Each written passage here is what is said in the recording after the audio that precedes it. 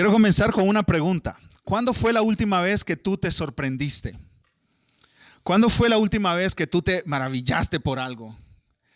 Que tú dijiste, wow, qué increíble. Tal vez fue la última vez que te dieron un regalo. Ese reloj que tú viste y que estabas deseando comprar, pero no tenías los recursos. Tal vez fue una sorpresa de que vas a ser abuelo o que vas a ser tío por segunda vez o tercera vez. Tal vez te sorprendiste con ese aumento de salario que estabas esperando hace una década. ¿Cuándo fue la última vez que te sorprendiste? Tal vez fue una sorpresa negativa. Le dieron a tu compañero la posición en tu trabajo que tú pensabas que te le iban a dar a ti. ¡Wow! ¿Cómo que a este? En los evangelios se registran solamente 2 ocasiones en las cuales Jesús se asombró, se maravilló. Y esto es significativo, mis hermanos y hermanas. La primera de esas veces que Jesús se maravilló, que Jesús dijo, wow, qué increíble esto, fue en Mateo 8:10. Un hombre, centurión, le pidió a Jesús que sanara a uno de sus siervos. Este centurión amaba a este siervo. Este centurión deseaba el bien para este siervo. Y Jesús le dijo, sí, yo iré a tu casa y lo sanaré. Yo voy a ir a tu casa y voy a sanar a ese siervo. Y el centurión le dijo, no. Yo no soy digno de que tú entres a mi casa. Solamente di la palabra de sanidad y él sanará. Y dice la palabra de Dios en Mateo 8:10 que Jesús se maravilló por la fe de este hombre. Jesús dijo, de cierto os digo, en verdad les digo, esto que les digo es ciertísimo. Ni aún en Israel he hallado tanta fe. El centurión no era judío, no era israelita, pero tenía más fe en Jesús que todos los judíos. Esa fue la primera vez que Jesús se maravilló. La segunda vez que Jesús se maravilló en los evangelios la encontramos en el pasaje que tenemos frente a nosotros hoy, Marcos capítulo 6. Y yo les pido que vayan conmigo a Marcos capítulo 6, versículos 1 al 6. Esta es la segunda vez que Jesús se asombró, se maravilló. Marcos capítulo 6, versículos 1 al 6. Estamos siguiendo nuestro estudio en el Evangelio de Marcos, nuestro estudio consecutivo en el Evangelio de Marcos, mis hermanos. Lo habíamos puesto en pausa porque teníamos que tocar otros temas que eran claves importantes para la vida de la iglesia. Estudiamos 1 de Timoteo y después estudiamos una serie de sermones acerca de nuestras relaciones unos con otros dentro de la iglesia. Pero ahora regresamos al Evangelio de Marcos y vamos a seguir explorando, contemplando la maravillosa vida de Jesús, mis hermanos. Marcos capítulo 6, versículos 1 al 6. ¿Están conmigo? ¿Sí? Dice así la palabra de Dios. Salió Jesús de allí y vino a su tierra, y le seguían sus discípulos. Y llegado el día de reposo, comenzó a enseñar en la sinagoga, y muchos oyéndole se admiraban y decían, ¿de dónde tiene estas cosas? ¿Y qué sabiduría es esta que le es dada y estos milagros que por sus manos son hechos? ¿No es este el carpintero, hijo de María, hermano de Jacobo, de José, de Judas y de Simón? ¿No están también aquí con nosotros sus hermanas? Y se escandalizaban de él. Mas Jesús les decía, no hay profeta sin honra, sino en su propia tierra y entre sus parientes y en su casa. Y no pudo hacer allí ningún milagro, salvo que sanó a unos pocos enfermos, poniendo sobre ellos las manos. Y aquí viene el asombro de Jesús. Y estaba asombrado. ¿De qué, mis hermanos? De la incredulidad de ellos. Y recorría las aldeas de alrededor enseñando. Jesús se asombró cuando vio fe en un hombre, y Jesús se asombró cuando vio incredulidad. Cuando vio incredulidad en la gente de su propio pueblo, donde él creció y vivió, de su propia familia, de sus propios hermanos y hermanas, hijos de María y de José, Jesús se asombró con la incredulidad de ellos. Dice J.C. Ryle que el infierno está lleno de incrédulos, hombres y mujeres que nunca creyeron,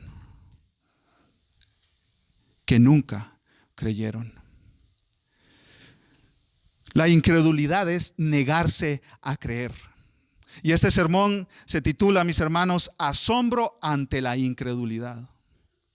Cuando tú ves a alguien que rechaza creer en Cristo, lo que tú debes de decir es: wow, ¿cómo es posible que se niegue a creer en Jesús? La incredulidad es negarse a creer. En este caso específico, negarse a creer en Jesús. Marcos nos viene anticipando esta reacción de rechazo ante Jesús, mis hermanos, desde el capítulo 3, incluso desde el capítulo 2, pero yo creo que vayamos al capítulo 3, versículo 6. Marcos viene anticipando casi desde el inicio de su ministerio este rechazo en contra de Jesús. Marcos está construyendo un clímax, mis hermanos, en la historia. El punto de Marcos es que tú leas desde el capítulo 1 hasta el capítulo 16 y tú llegues a la narración de la pasión de Cristo cuando Él muere crucificado en la cruz, y que tú desde el comienzo empezaste a ver cómo esta gente se negaba a creer en Él, se negaba a recibirlo, lo rechazaban. Y Marcos está construyendo este clímax hasta llegar hasta la cruz. La cruz es solamente el clímax del rechazo del pueblo de Israel ante Cristo. Mire lo que dice Marcos 3, 6. Y salidos los fariseos, tomaron consejo con los herodianos contra él para destruirle. Jesús ya era famoso. Jesús ya había creado una reputación de hacer milagros, de sanar, de enseñanza, de andar con sus discípulos de pueblo en pueblo. Jesús ya tenía esa reputación. Y había llegado a ser una amenaza tan grande para los religiosos de ese tiempo que ellos se propusieron matarle, destruirle. No es suficiente con ser religioso para estar bien con Dios. Lo voy a repetir una vez más. No es suficiente ser religioso para estar bien con Dios. Estos religiosos buscaron matar a Jesús hasta que lo consiguieron. Eran muy religiosos, pero al mismo tiempo estaban muy lejos de Cristo. No creas que una religión te salvará. No creas que una religión te defenderá en el día en que tú te pares delante de Dios a rendirle cuentas. La religión no salva a nadie y nunca ha salvado a nadie. Cristo salva y solamente Cristo salva. Jesús fue rechazado por los líderes religiosos, pero Jesús fue rechazado también por personas mucho más cercanas a Él, por su propia familia. Miren lo que dice en Marcos 3, versículo 21, Versículo 21. Aquí Jesús estaba rodeado de una multitud, enseñando, sanando. Y miren lo que dice Marcos 3, 21. Cuando lo oyeron los suyos, vinieron para prenderle porque decían, ¿qué decían? Está fuera de sí. Amados hermanos y hermanas, amados amigos y amigas, cuando Marcos dice vinieron los suyos, se está refiriendo a María, se está refiriendo a los hermanos de Jesús, a los hijos de María y de José. Esos eran los suyos. Su propia familia decían: este tipo está loco. ¿Qué le ha pasado a este tipo? María era una mujer, cuando Dios la escogió para ser madre de Jesús, ejemplar, íntegra, pura, virgen. Pero ella necesitaba un Salvador también, que es Cristo Jesús. Y aquí su familia llegó buscando a Jesús para prenderle, para agarrarlo, llevarlo amarrado a la casa para que ese loco no vuelva a salir. Y miren más adelante el versículo 31, Marcos 3:31. Vienen después sus hermanos y su madre, y quedándose afuera, fuera de una casa, enviaron a llamarle. Y la gente que estaba sentada alrededor de él le dijo: tu madre y tus hermanos están afuera y te buscan. Te están buscando. ¿Y qué era lo que ellos pretendían? Marcos nos lo dijo en el versículo 21. Prenderle, llevarlo preso casi hasta su casa. Que es lo que se hace con un loco, ¿no es cierto? Se le amarra, se le mete en una institución ahí para que esté vigilado. Eso es lo que se hace con un loco. El rechazo en contra de Jesús llegó hasta ese grado, mis hermanos, que su propia madre y sus propios hermanos lo buscaban como loco. Lo buscaban como loco. Y aquí en Marcos 6, regresando, mis hermanos, al pasaje que tenemos frente a nosotros en esta hora, Jesús es rechazado por la gente de su propio pueblo, del propio pueblo donde creció. 30 años vivió Jesús con esta gente. Miren lo que dice el versículo 1. Marcos capítulo 6, versículo 1. ¿Están conmigo, mis amados hermanos?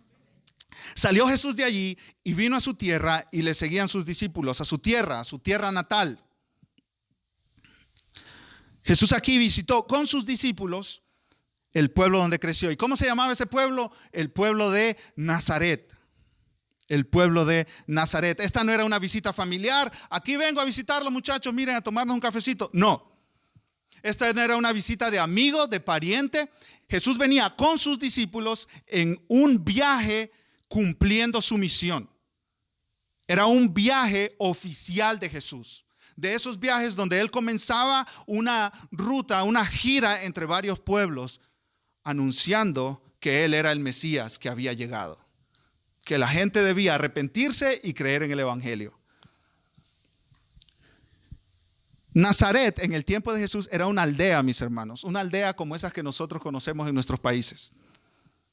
Una aldea pequeñita, olvidada, en medio de la nada. No había absolutamente nada interesante en Nazaret. Mi esposa y yo vivimos en un pueblo al norte que tenía un semáforo, mis hermanos, un semáforo y un supermercado. Y los del poblado estaban orgullosos de que tenían un supermercado. Más o menos unas 6,000 personas en ese poblado donde mi esposa y yo vivimos. Nazaret tenía 500 personas para el tiempo de Jesús. 500 personas. Solamente tú lo podías caminar en unos cuantos minutos porque la extensión eran unas cuantas cuadras, 60 acres algunos calculan. Habiendo crecido en un lugar tan pequeño, Jesús era conocido por todos, mis hermanos. Como en esos pueblos que usted conoce a todos. Oh, ¿cuál? ¿El de los Pérez? Oh, sí, yo conozco a los Pérez, yo conozco a toda la familia, miren. Oh, estos son de los Sánchez. Oh, sí, yo conozco a toda la familia de los Sánchez. Así era el pueblo donde se crió Jesús. Escuche esto, mi hermano, y esto es lo que me ha tenido fascinado toda la semana estudiando este pasaje. El Hijo de Dios, Rey del universo, dueño y creador de todo, vino a esta tierra no con aires de grandeza, sino a un humilde pueblo llamado Nazaret de 500 personas, donde no había nada interesante. Qué humildad de nuestro Salvador, ¿no es cierto, amados? Y cómo ese simple hecho de que Jesús era de Nazaret, cómo nos confronta a nosotros con nuestra altanería, cómo nos confronta a nosotros que nos creemos dignos y merecedores de la casa donde vivimos, del auto que manejamos, del trabajo que tenemos, o otro mejor. Amados hermanos y hermanas, contemplar a Cristo nos hace más humildes, ¿no es cierto? Yo no pude dejar de pensar en este hecho toda esta semana. Esto trajo cautivado mi corazón. El Rey del universo viniendo voluntariamente a Nazaret.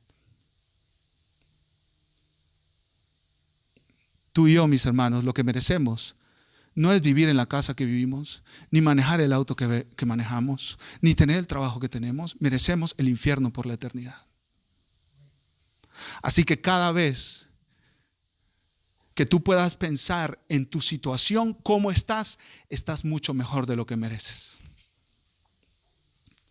Contemplar a Jesucristo nos hace más humildes, mis hermanos, nos hace más humildes. Y miren lo que dice en el versículo 2. Y llegado el día de reposo, comenzó a enseñar en la sinagoga. Esto era costumbre de Jesús. Él llegaba el día sábado, el día de reunión, entraba a la sinagoga y enseñaba. En las sinagogas en la antigüedad se le daba la palabra al maestro que venía a visitar. Era común, era costumbre que ellos tomaran la palabra. Hermanos, imagínense ustedes a Jesús entrando a la sinagoga después de haber vivido 30 años en Nazaret y congregarse todos los días de reposo, todos los sábados, en esa misma sinagoga porque no había otra. Cuando Jesús entra como adulto ya, de 30 y tantos años, con sus discípulos, Él entra y toda la gente de la sinagoga lo conoce. Hay señoras ahí que le cambiaron los pañales cuando Jesús estaba recién nacido. Hay jóvenes ahí de 24, 25, 26 años que fueron amigos de Jesús y jugaron con Él. Tal vez algún que otro bully por ahí, ¿verdad? Que le hizo bullying a Jesús. Jesús creció y veremos a continuación que Él aprendió el oficio de su padre. ¿Qué oficio tenía su padre? Carpintero. Seguramente más de alguno había contratado a Jesús para que le hiciera algún trabajo de los que estaban ahí. El punto, mis hermanos, era que todos en la sinagoga conocían a este hombre, conocían a Jesús. Y hay algo muy interesante aquí, mis hermanos. Jesús fue perfecto toda su vida. Él nunca pecó, Él nunca mintió, Él nunca engañó, nunca dijo una mala palabra, nunca dijo una maldición, nunca tuvo un mal pensamiento. Y la gente de Nazaret, su pueblo, lo vio ser perfecto. Su padre adoptivo José y su madre lo vieron ser perfecto. Sus hermanos lo vieron ser perfecto. Imagínense a José y a María castigando, disciplinando con la vara ahí, ¿verdad? A Jacobo o a Judas, que no es el mismo que lo traicionó. Y a Jesús, ¿por qué no, mamá? ¿Y a Jesús, por qué no le disciplinas? Él no ha hecho nada malo. Jesús nunca se robó un juguete. Jesús nunca le faltó al respeto a nadie. Jamás. Y el pastor Sugel Michelén dice: la perfección no pasa desapercibida. Ellos sabían con quién estaban hablando. Ellos sabían con quién estaban hablando y a quién estaban escuchando. Pero con todo eso, ellos se negaron a creer en Él. Jesús está asombrado ante la incredulidad de esta gente. ¿Por qué no creen? ¡Wow! Esto es algo por lo cual sorprenderse. Hay algunos de ustedes aquí que toda su vida han escuchado el evangelio y aún no creen. Nos maravillamos ante eso. ¿Por qué no has creído? ¿Por qué no has sometido tu vida a Cristo? ¿Por qué no te has arrepentido de tus pecados y venido a Cristo? ¿Qué hace Jesús ante la incredulidad? Se asombra, se sorprende. ¿Por qué? Por 3 razones. Déjenme dárselas a continuación. En primer lugar, porque la incredulidad oculta lo evidente. La incredulidad oculta lo evidente. Es de asombrarse que alguien no crea, porque está ocultando, ignorando, haciendo a un lado lo que es evidente. Lo que es evidente. Miren lo que dice ahí en el versículo 2. Y llegando el día de reposo, comenzó a enseñar en la sinagoga y muchos, oyéndole, se admiraban y decían: ¿de dónde tiene estas cosas? ¿Y qué sabiduría es esta que le es dada? ¿Y estos milagros que por sus manos son hechos? Las personas se admiraban, estaban grandemente sorprendidas. Pero esta sorpresa aquí, mis hermanos, no es una sorpresa positiva. Wow, mira, el Mesías que estábamos esperando ya llegó, creció entre nosotros. creemos en Él. No, esta sorpresa no es positiva, esta sorpresa es negativa. ¿Y quién es este? ¿Y quién te crees tú? Si nosotros te vimos crecer. Esta sorpresa es una sorpresa que les llevaba a ellos a estar ofendidos por lo que miraban y escuchaban. Es el tipo de sorpresa cuando te llaman y te dice, aquel puesto que teníamos de trabajo, se lo dimos a Juan, tu compañero. Oh, sorpresa, pero no es positiva. Una sorpresa negativa. Esta gente se admiraba, se sorprendía diciendo, ¿y este tipo de dónde sacó eso? ¿De dónde sacó eso? ¿De dónde tiene esas cosas? ¿De dónde sacó este mensaje? Nosotros no sabemos por Marcos capítulo 6 qué era lo que Jesús estaba predicando, pero sí sabemos lo que Jesús predicó en esta ocasión por lo que nos dice Lucas. Y yo quiero que me acompañen a Lucas capítulo 4, mis hermanos. Lucas capítulo 4, versículo 16. Lucas capítulo 4, versículo 16. Ahí Lucas nos dice exactamente cuáles fueron las palabras y la enseñanza de Jesús. Jesús en todo lugar donde estaba, en todo lugar donde andaba, en todo lugar donde visitaba, Él predicaba una cosa: yo soy el Mesías, yo soy el Salvador, crean en mí, arrepiéntanse de sus pecados y crean en mí. Y eso es lo que Jesús hizo en esta ocasión. Lucas capítulo 4, versículo 16. Vino a Nazaret, donde se había criado, y en el día de reposo entró en la sinagoga conforme a su costumbre y se levantó a leer. Y se le dio el libro del profeta Isaías, y habiendo abierto el libro, esto no es al azar, esto es designado por Dios, halló el lugar donde estaba escrito, versículo 18, el Espíritu del Señor está sobre mí, por cuanto me ha ungido para dar buenas nuevas a los pobres, me ha enviado a sanar a los quebrantados de corazón, a pregonar libertad a los cautivos y vista a los ciegos, a poner en libertad a los oprimidos, a predicar el año agradable del Señor. Y enrollando el libro, lo dio al ministro y se sentó, y los ojos de todos en la sinagoga estaban fijos en él. Y comenzó a decirles: hoy se ha cumplido esta escritura delante de vosotros. Y todos daban buen testimonio de él, y estaban maravillados de las palabras de gracia que salían de su boca. Y decían: ¿no es este el hijo de José? ¿Cuál fue el mensaje que Jesús predicó? Yo soy el Mesías. Yo soy el Salvador. Ustedes han estado esperando por miles de años a un Salvador. Yo soy ese. ¿Y cómo respondieron los habitantes de Nazaret? Regresemos a Marcos 6. ¿De dónde tiene estas cosas? ¿Y qué sabiduría es esta que le es dada? Y estos milagros que por su mano son hechos. Lo que ellos dijeron es: wow, ¿de dónde sacó este tipo estas palabras? Nosotros lo conocemos desde que era un nene. No hay manera en que éste enseñe así. No hay manera en que nosotros expliquemos los milagros que hace. Mi esposa cuenta que en su casa ellos tienen un dicho: cuando alguien cambia de tema, cuando alguien cambia el tema completamente, el dicho que ellos dicen en su casa: ¿y eso qué tiene que ver con la policía? Es como: ¿por qué cambiaste el tema? Como: estamos hablando de la comida y tú saliste hablando de que el carro está sin reparar. Como: ¿qué tiene que ver un tema con el otro? Sí. Jesús predica y dice: yo soy el Mesías. Y la gente de Nazaret responde: ¿y de dónde sacó este tipo estas cosas? ¿Y qué tiene que ver eso con la policía? ¿Esa no es la respuesta al mensaje de Jesús? ¿Esa no es la respuesta?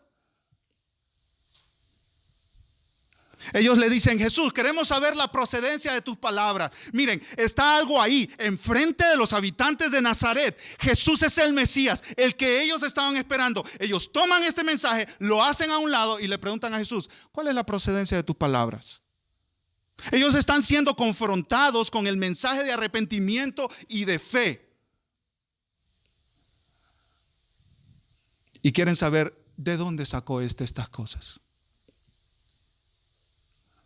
¿Quieres $10,000? Aquí están. Mira, tómalos. Son tuyos. ¿Y de dónde tú sacaste ese dinero?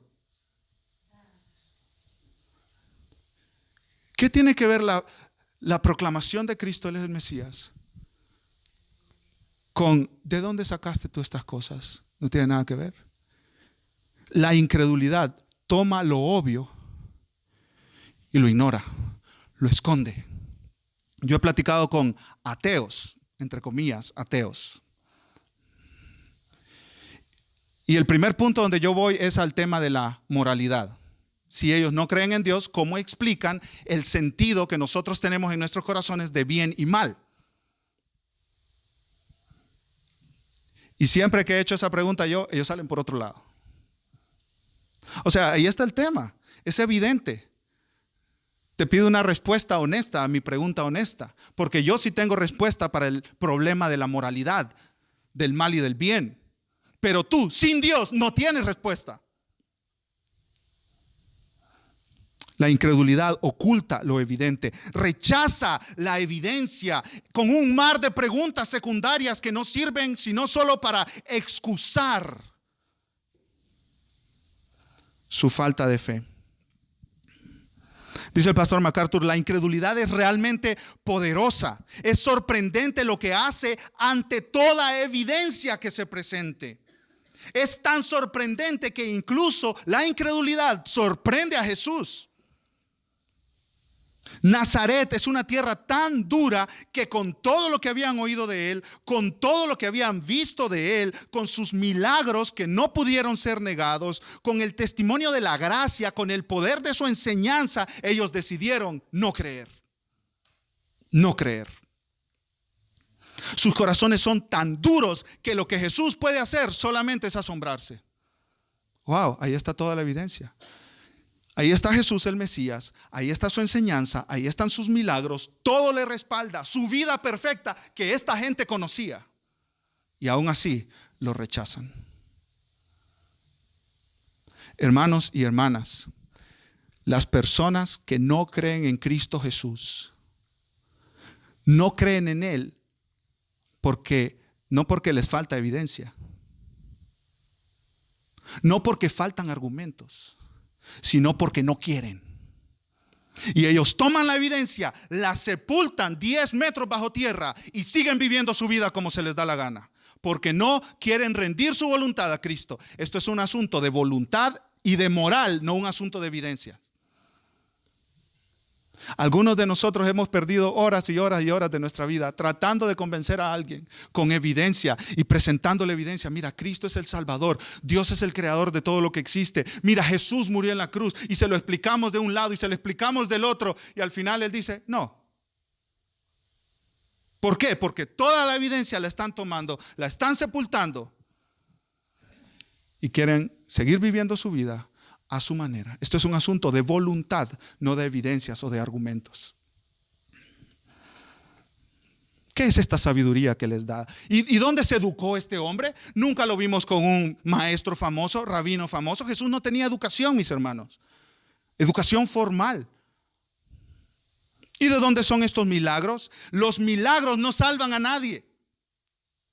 Los milagros no salvan a nadie. Los milagros respaldaron el ministerio de Jesús, pero nunca salvaron a nadie.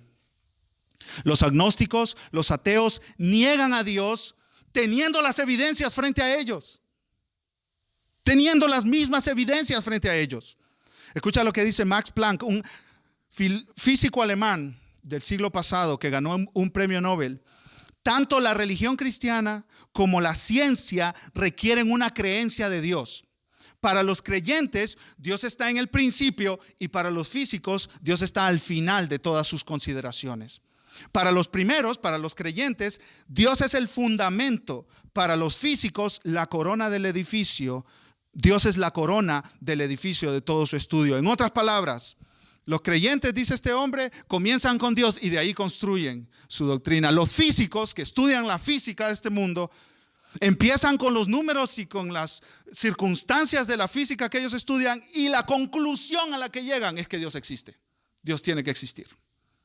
No hay otra respuesta a la vida en este mundo. No hay. Dios tiene que existir. Esa es ciencia verdadera, mis hermanos. La ciencia falsa comienza negando a Dios y termina negando a Dios. Jesús está asombrado ante la incredulidad de estos hombres, porque la incredulidad oculta lo evidente. Jesús les dice, ¿cómo es posible? Ahí está la evidencia enfrente de ustedes. Ahí está. Ahí está. Arrepiéntete de tus pecados y cree en Cristo. Ahí está la evidencia. ¿Y qué hace la incredulidad? Toma esa evidencia, la echa a un lado y empieza a hacer preguntas que no tienen nada que ver con la evidencia. En segundo lugar, ¿por qué es asombrosa la incredulidad? Porque la incredulidad se enfoca en lo irrelevante. La incredulidad se enfoca en lo irrelevante. Miren lo que dice el versículo 3. ¿No es este el carpintero, hijo de María, hermano de Jacobo, de José, de Judas y de Simón? ¿No están también aquí con nosotros sus hermanas? Y se escandalizaban de él. Jesús creció entre esta gente. Ellos estaban familiarizados con él. Bueno, yo he visto a este nene, pero desde recién nacido. Ellos no creían que era posible que alguien que había vivido tantos años entre ellos y a cuyos hermanos y hermanas conocían, podía merecer que se le siguiera como el Mesías. Es que no puede ser. No puede ser. A veces lo que nos es familiar, mis hermanos, nos genera como rechazo, ¿no es cierto? Algunos músicos prominentes, durante toda su vida, con sus contemporáneos, nunca se les prestó atención. Hasta 100 años después se descubrió su música y se empiezan a reconocer, ¿verdad?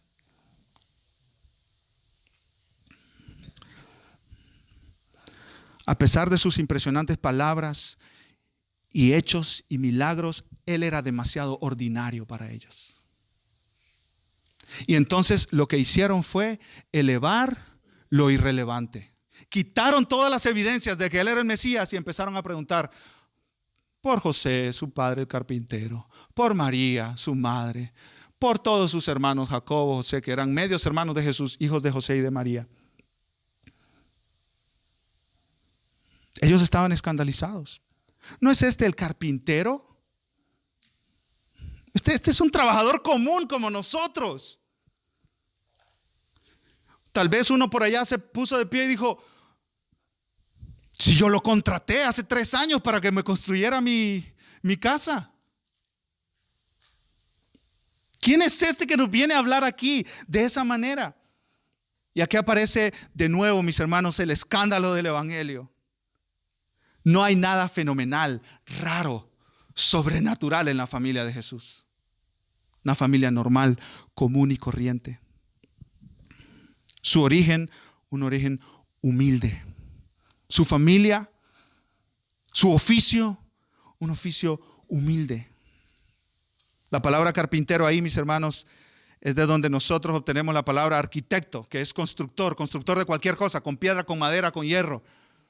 Jesús trabajó con sus manos y aquí de nuevo se nos respalda la idea de la dignidad del trabajo, como nuestro hermano Fidias nos platicaba el domingo pasado. Es bueno trabajar. Jesucristo vino a trabajar. El Rey de los cielos y de la tierra se ensució sus manos, mis hermanos. Esa idea de Jesucristo con el pelo rubio, ¿verdad? Y los ojos de color y las manos que parecen manos de comercial de crema Nivea. Esa es una escena ridícula y falsa totalmente. Jesús era un hombre de trabajo, que después de un largo día de trabajo llegaba hambriento a su casa, cansado de cargar piedras, troncos grandes de madera y hacer trabajo con sus manos que había aprendido de su padre. El trabajo no es indigno, el trabajo es digno. El trabajo dignifica a las personas. El trabajo dignifica más que recibir ayuda social. Escuché un comentario esta semana. Una persona que gana $20,000 trabajando es más feliz que una persona que gana $20,000 del gobierno. Porque el trabajo dignifica. El trabajo levanta a una persona. Y agrada a Dios cuando nosotros trabajamos con nuestras manos y ganamos dinero con nuestras manos. Dios es glorificado. El mismo Hijo de Dios vino a trabajar como carpintero. otro detalle de la gran humildad de nuestro Salvador Jesucristo.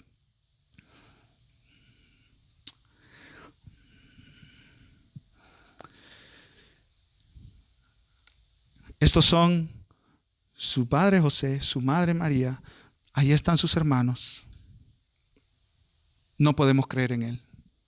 Se escandalizaban de Cristo.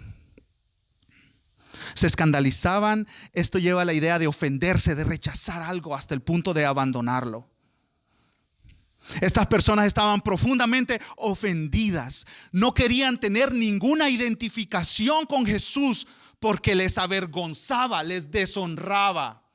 Este es el Mesías. ¡Qué vergüenza! ¡Qué vergüenza!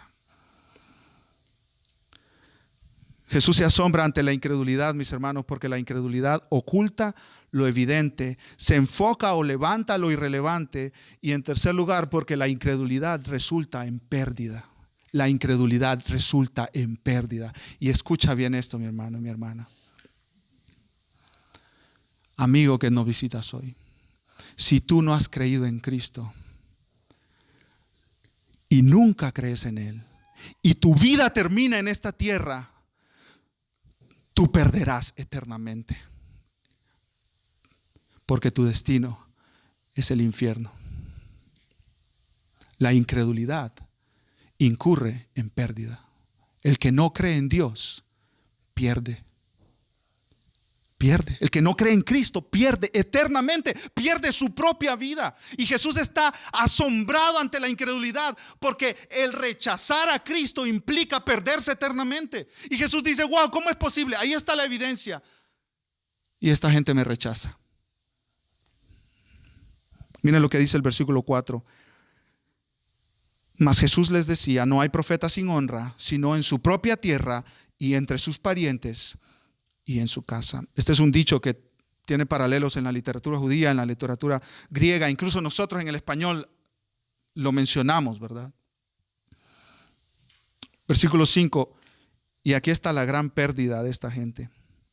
Y no pudo hacer allí ningún milagro, salvo que sanó a unos pocos enfermos, poniendo sobre ellos las manos. Jesús no hizo milagros ahí. Y este no es un asunto de capacidad. Jesús podía sanar a cuantos Él quisiera. Es un asunto moral. Dios definió: si no creen, no hay para ellos muestras del poder de Jesús. No hay para ellos muestras del poder de Jesús. ¿Cuánto perdieron esta gente por no creer en Cristo, mis hermanos? ¿Cuánto perdieron? Madres ahí con sus hijos enfermos perdieron la oportunidad de ver a Jesús operando sanidad en sus cuerpos. ¿Cuánto perdieron ellos, mis hermanos? Y al final, si nunca se arrepintieron y nunca creyeron en Cristo, no solo perdieron la oportunidad de ver los milagros de Jesús, sino que perdieron la vida eterna. Una eternidad sin Cristo. La incredulidad cuesta caro. Algunos de ustedes han decidido vivir su vida lejos de Dios y rechazar a Cristo. No te engañes. Eso tiene un precio, y un precio demasiado alto. Ven a Cristo hoy. Corre a Cristo hoy. Mira las evidencias, ahí están. Cristo es el Salvador. Todo aquel que cree en Él será salvo y ya no va a condenación. Arrepiéntete de tus pecados hoy y corre a Cristo. Si no, lo perderás todo en la eternidad. Lo perderás todo en la eternidad. Y miren cómo termina esta porción de las Escrituras. Lamentable, triste. Versículo 6, Marcos 6:6. Y estaba asombrado, de la incredulidad de ellos. ¿Y qué pasó, mis hermanos, al final del versículo 6? Y recorría las aldeas de alrededor enseñando. Se fue. Se fue. Si tú no te arrepientes de tus pecados y confías en Jesús, llegará un día donde ya no habrá más oportunidad. Por eso el llamado es hoy. Es hoy. Jesús se fue de entre ellos. La incredulidad cuesta mucho y cuesta caro, mis hermanos. La incredulidad cuesta mucho y cuesta caro. Dice un comentarista: el rechazo no es el fin del mundo. El fracaso es común en la experiencia de cualquiera que siembra las semillas del evangelio. Jesús está perplejo, pero Él no se paraliza por ello, sino que continúa a otras aldeas y a otros pueblos. Y esta es una gran lección para nosotros, mis hermanos. A ti y a mí, que compartimos el evangelio con otras personas, se nos rechaza y se nos rechazará. Pero esa no es pérdida nuestra, es pérdida de quienes no creen. Ahora, la incredulidad, mis amados hermanos, no solo es de aquellas gentes que no creen en Jesús. La incredulidad también está dentro de la iglesia. Está dentro de la iglesia. Yo quiero que me acompañen a Hebreos capítulo 3, mis hermanos. Hebreos es una carta escrita a la iglesia.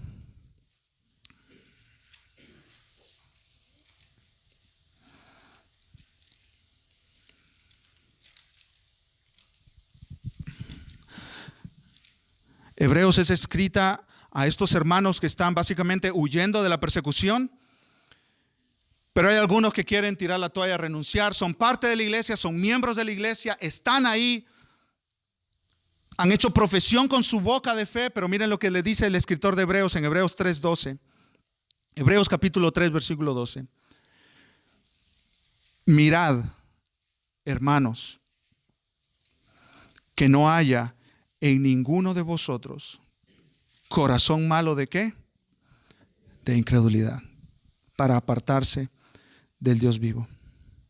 Antes, exhortaos los unos a los otros cada día, entre tanto que se dice hoy, para que ninguno de vosotros se endurezca por el engaño del pecado. Mis amados hermanos, todo pecado proviene de la incredulidad. Piensa, por ejemplo, en el pecado sexual. Dios ha dicho: la expresión sexual única que yo permito es dentro del matrimonio. Dios no quiere que sus hijos estén teniendo intimidad sexual con nadie que no sea su esposa o su esposo. Punto y final. Sea lo que sea que diga la sociedad. Dios dice: la relación sexual solamente es entre el hombre y la mujer, no el hombre y el hombre, no la mujer y la mujer, sino entre el hombre y la mujer que están casados dentro de un pacto matrimonial. ¿Y de dónde viene el pecado sexual? Cuando alguien le dice a Dios: no te creo. Un corazón incrédulo. Eso no es lo mejor para mí, sino que lo mejor para mí está vivir como me dé la gana. Ese es un corazón incrédulo. Dios dice: esta es la manera, en Proverbios, en Efesios, en 1 de Pedro, de criar a los hijos. Y hay padres que dicen: no, yo no creo eso. Yo no creo que la vara sea la manera, porque puede dañar a los muchachos psicológicamente. Yo no creo que negarle a los hijos sea la manera. Yo les quiero dar todo lo que yo pueda darles, porque a mí no se me dio lo que yo quería que se me diera cuando yo estaba pequeño. La manera de Dios no es la manera, es a mi manera. ¿De dónde proviene eso? De un corazón incrédulo, donde tú le estás diciendo a Dios: Dios, no te creo. Y todo pecado tiene una raíz de incredulidad, mi hermano, mi hermana. Donde tú no crees en Dios, donde tú no confías en Dios. La preocupación, el pecado de la preocupación proviene, mis amados hermanos, de la raíz de incredulidad. Porque con todas las promesas que este buen Dios, que es tu Padre, te ha hecho, tú todavía no le crees. Tú todavía no le crees. ¿Está alguien enfermo en tu casa? ¿Tú estás cargado, preocupado, afanado? Tú le estás diciendo a Dios: no te creo. No creo que tú eres soberano. No creo que tú eres bueno. No creo que tú estás haciendo lo mejor para mí y para mi familia. No te creo. ¿De dónde viene, mis hermanos, el pecado? De la incredulidad. Cuando con tantas promesas que Dios te ha dado, y ahí están las evidencias también, porque Dios ha respaldado sus promesas con evidencias. Tú ves todo eso, lo entierras y excusas tu pecado, cualquiera sea el pecado. La incredulidad es necia e incoherente. Hace que nosotros rechacemos la evidencia más clara, cerremos nuestros ojos ante el testimonio que Dios nos ha dejado y creamos mentiras. Y dice J.C. Ryle que este es el peor pecado porque se trata del pecado más habitual en el mundo. Miles de personas lo practican todos los días. Le decimos a Dios: no te creo a ti, yo voy a vivir a mi manera. Vamos a regresar al Evangelio de Marcos, mis hermanos. Y vamos a ver un patrón que Marcos nos presenta aquí, que es importante verlo hoy y no dejarlo para otro día.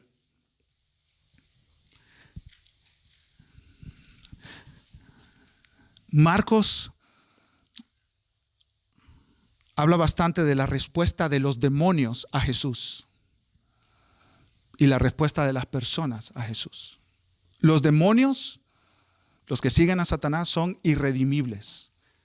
Ellos no pueden ser redimidos, no pueden ser salvados. Están condenados por su desobediencia inicial para siempre. Los seres humanos sí podemos ser redimidos. Yo quiero que vayan conmigo al capítulo 1 de Marcos, versículo 24. Versículo 23 dice: pero había en la sinagoga de ellos un hombre con espíritu inmundo que dio voces diciendo: este espíritu inmundo es un demonio que este hombre tiene adentro. Y miren cómo responde este demonio a la presencia de Jesús. ¿Qué tienes con nosotros, Jesús Nazareno? Has venido para destruirnos. Sé quién eres, el Santo de Dios. El demonio responde reconociendo la divinidad de Jesús. Y miren cómo responden los seres humanos. Versículo 27. Y todos se asombraron de tal manera que discutían entre sí diciendo: ¿qué es esto? ¿Qué nueva doctrina es esta que con autoridad manda aún a los espíritus inmundos y le obedecen? Los espíritus inmundos rindiéndose a Jesús. Las personas, como calculando, ¿verdad? Sin rendirse a Jesús, con sus corazones de incredulidad, sin creer, endurecidos en contra de Él. Miren el versículo 34. Y sanó a muchos que estaban enfermos de diversas enfermedades y echó fuera muchos demonios y no dejaba hablar Jesús a los demonios porque le conocían. Los demonios sabían quién era Él. Miren capítulo 2, versículo 7. Jesús habló diciendo: hijo, tus pecados te son perdonados, a un paralítico. Y miren cómo responden los hombres. Versículo 7. ¿Por qué habla este así? Blasfemias dice. ¿Quién puede perdonar pecados sino solo Dios? Los demonios sabían quién era Jesús y respondían en adoración a Él. Se postraban delante de Él.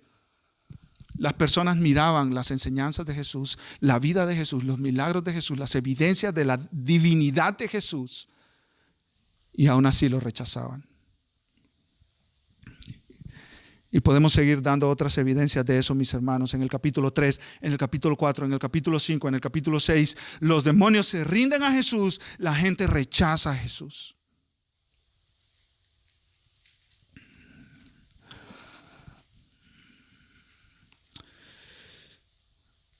Pero no todo está perdido, mis hermanos. No todo está perdido. Hay esperanza, y esta es la mejor parte. Esta es la mejor parte.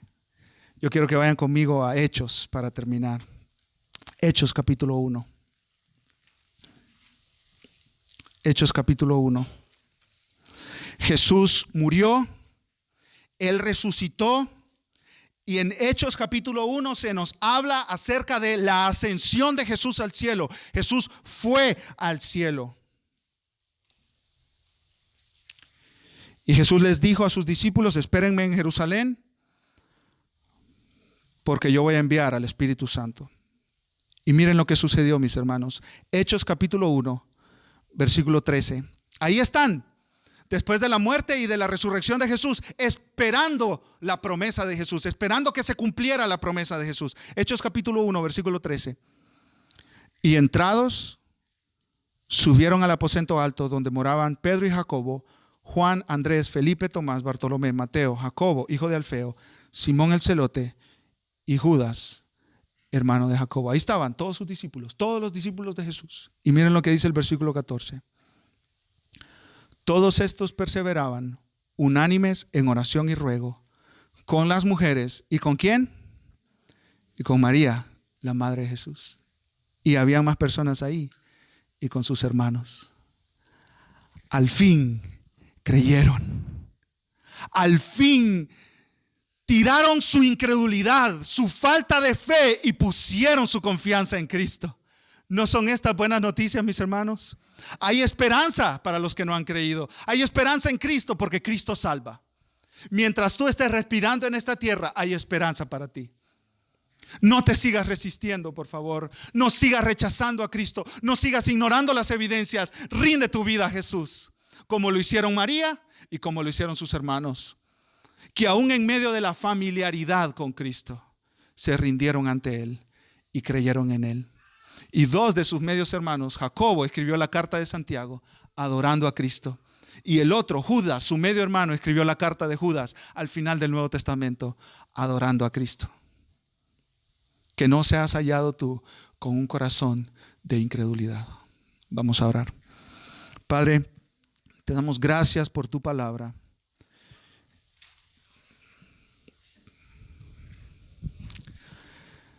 Nos conmueve, Señor, saber cómo tú tomaste la iniciativa para quebrar nuestros corazones incrédulos y cómo nos trajiste a ti, Señor.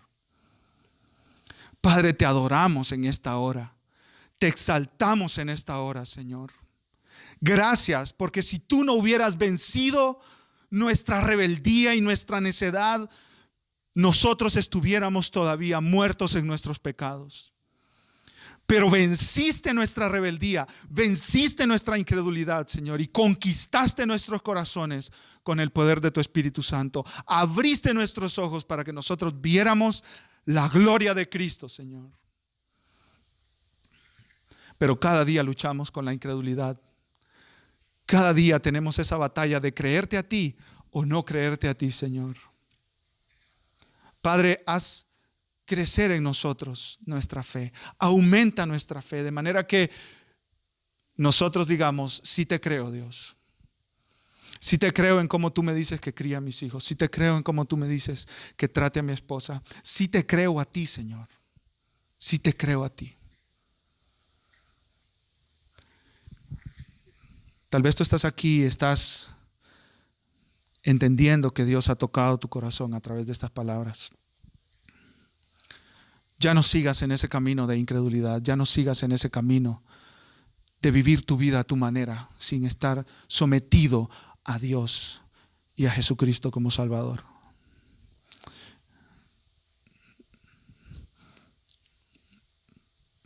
Ante toda la evidencia que Cristo Jesús ha provisto, solo hay una respuesta apropiada.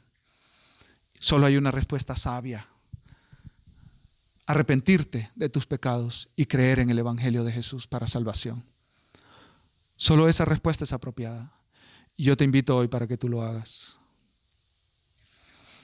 Puedes decirle a Dios en una oración: Dios, yo reconozco mi maldad, reconozco mi pecado y me arrepiento en esta hora.